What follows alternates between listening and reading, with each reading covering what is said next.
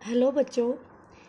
बेटा, last video में हमने रिलेशन डिराइव किया था करंट एंड ड्रिफ्ट वेलोसिटी के बीच। तो करंट आपका आया था I = NEAVD। ये रिलेशन आया था हमारे पास NEAVD। एंड ड्रिफ्ट वेलोसिटी आपकी आई थी EE/m। और एक टर्म हमने डिस्कस की थी मोबिलिटी। मोबिलिटी क्या थी आपकी म्यू = VD/E, यानी कि drift velocity per unit electric field. जब आप एक कंडक्टर के अक्रॉस बैटरी कनेक्ट करते हैं तो वो इलेक्ट्रॉन्स ड्रिफ्ट होते हैं towards the positive terminal of battery. ठीक है, तो वहाँ पर ये आपकी मोबिलिटी आई थी। आज हम बात करेंगे बेटा ओम्स लॉ। आपने 10th क्लास में पढ़ा भी है ओम्स लॉ। क्या कहता है ओम्स लॉ? ओम्स लॉ हमें रिलेशन देता है फिजिकल क्वांटिटी, करंट, वोल्टेज, और फिर वहाँ से एक टर्म हमें मिलती है रेजिस्टेंस। तो बेटा ये कहता है कि एट कांस्टेंट टेम्परेचर,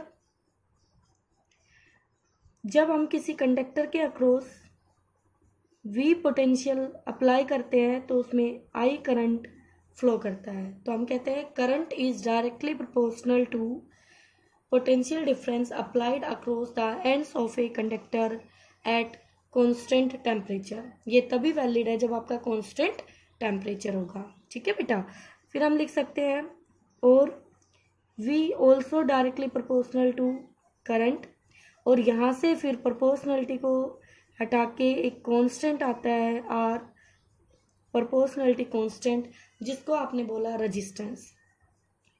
इसको हम लिख सकते हैं R = V/I। ठीक है, ये रिलेशन आपने पढ़ा हुआ है। ठीक है बेटा, अब देखिए यहाँ से ये जो है ये रेजिस्टेंस है आपका। रेजिस्टेंस क्या करता है? करंट का अपोज करता है बेटा, फ्लो ऑफ करंट का। रेजिस्टेंस की यूनिट क्या है बच्चों? इसकी यूनिट ओम, और ये इसका सिंबल है। और यहाँ से अगर हम देखें तो वोल्ट पर एम्पियर। ठीक है, ये भी इसकी यूनिट है। ठीक है बेटा, अब ओम्स लॉ आपने पढ़ लिया। अगर हम यहाँ से डिफाइन करें, डिफाइन 1 ओम, तो 1 ओम को कैसे डिफाइन करोगे आप? आपको पता है R = V/I होता है। जब हम किसी कंडक्टर के, ये कोई गिवन वायर है, कोई कंडक्टर है, और इसके एंड्स के across 1 volt potential difference apply करें और उसमें करंट 1 एम्पियर फ्लो हो, तो उस कंडक्टर का रेजिस्टेंस 1 ओम मिलेगा हमें। कितना मिलेगा बेटा? 1 ओम मिलेगा।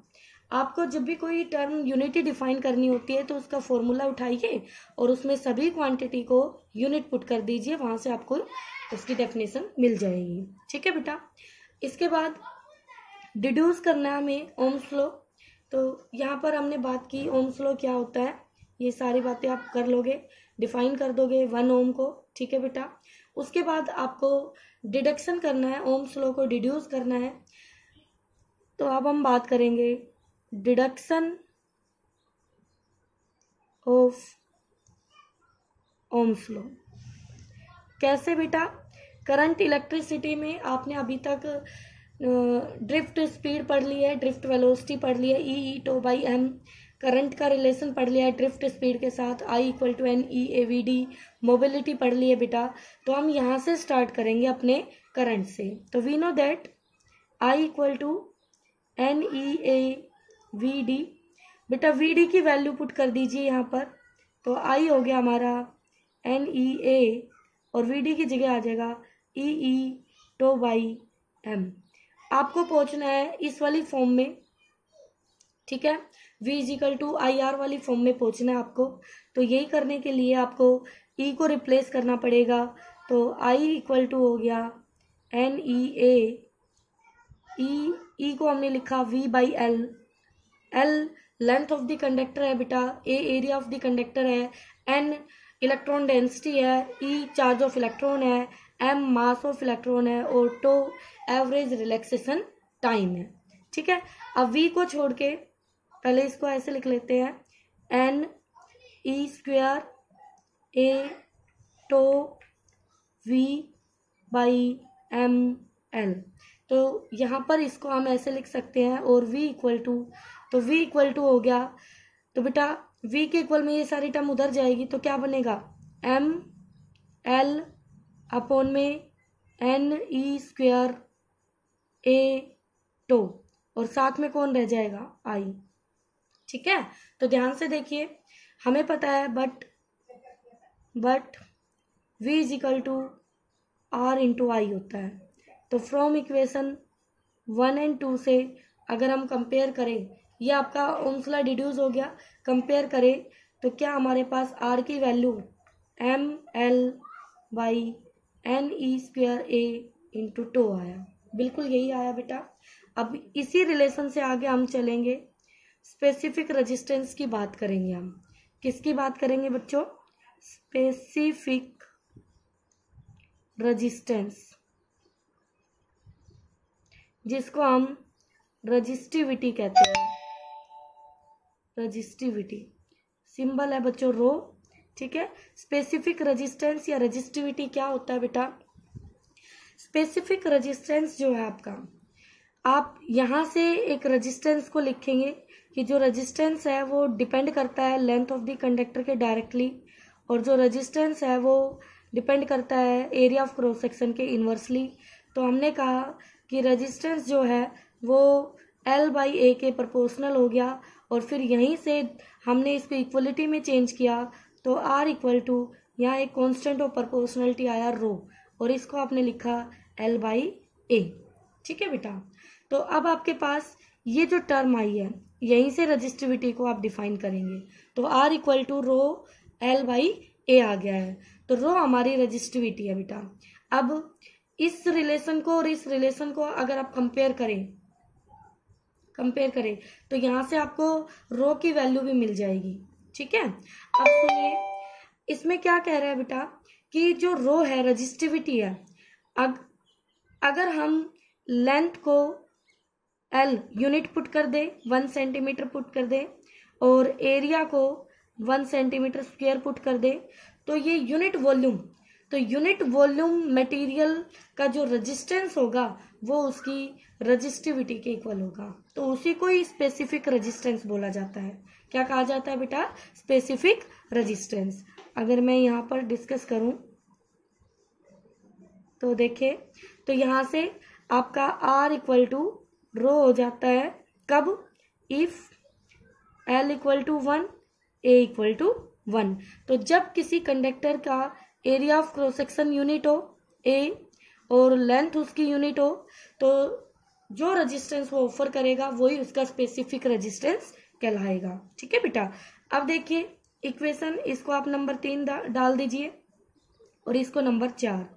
अब नंबर 3 और नंबर 4 से देखिए, नंबर 3 और 4 से जब हम इसको कंपेयर करें तो L बाई ए को छोड़ के M upon N E square tau, तो यहाँ से रजिस्टिविटी इक्वल टू आ गई, देयरफॉर रजिस्टिविटी हो गई M by N E square tau. ठीक है बेटा, एन ई स्क्वायर टो, तो रजिस्टिविटी जो है वो यहाँ से नंबर डेंसिटी के इन्वर्सली है, और बेटा आपकी रिलैक्सेशन टाइम के इन्वर्सली है। किस के इन्वर्सली है, रिलैक्सेशन टाइम के इन्वर्सली है। ठीक है, तो अब देखिए बच्चों, आपके पास डिडक्शन ऑफ ओम्स लॉ किया, आपने डिड्यूस किया आई करंट के रिलेशन से, आप यहाँ पहुंच गए। ठीक है, उसके बाद आपने रजिस्टिविटी ऑफ द मटेरियल बात की। ओके, उसके बाद आपके पास ध्यान से देखिएगा बेटा,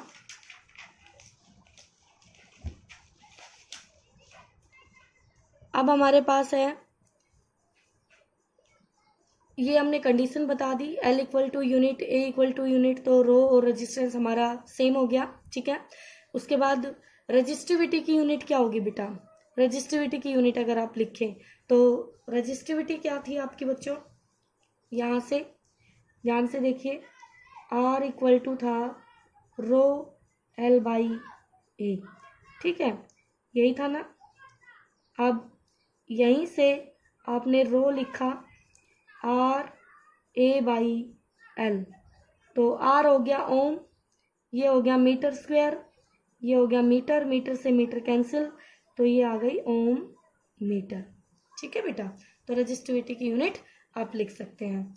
उसके बाद ये रिलेशन हमने डिराइव कर लिया M/N/E². तो अब आप बच्चों इन दोनों को कंपेयर कर सकते हैं। तो बेटा ये ध्यान रखना कि जो रेजिस्टेंस है वो टेम्परेचर पे डिपेंड करेगा, क्योंकि आप यहाँ से देख पा रहे हैं रेजिस्टेंस जो है उसमें रिलैक्सेशन टाइम आ रहा है, रिलैक्सेशन टाइम टेम्परेचर से अफेक्ट होता है। ठीक है, तो रेजिस्टेंस और resistivity both are depends on temperature and both are depends on nature of material. ये दोनों नेचर ऑफ मटेरियल पर भी डिपेंड करेंगे, बट इन दोनों में एक डिफरेंस है, वो ये है कि रेजिस्टेंस तो लेंथ ऑफ द कंडक्टर पर डिपेंड करता है, एरिया ऑफ द कंडक्टर पे डिपेंड करता है, but resistivity nature of the material पे डिपेंड करती है, उस कंडक्टर का साइज कितना है उस पर डिपेंड नहीं करेगा। इसका मतलब ये है कि अगर आप एक ही नेचर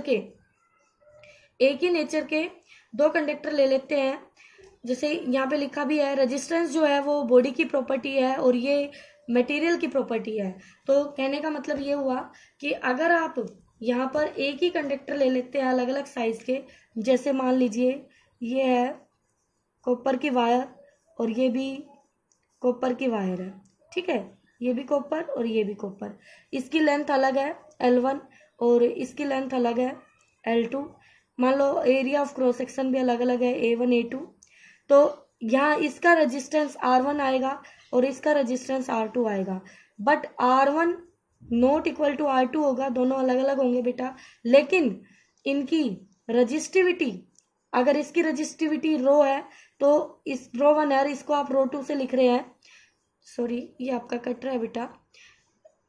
अब देखिए अगर इसका रेजिस्टेंस R1 लिया और इसका रेजिस्टेंस R2 लिया तो R1 R2 तो इक्वल नहीं होंगे क्योंकि ये तो डायमेंशन पे डिपेंड कर रहे हैं, बट अगर इसकी रजिस्टिविटी रो 1 है और इसकी रो 2 है तो इनकी दोनों की रजिस्टिविटी सेम होगी। क्यों?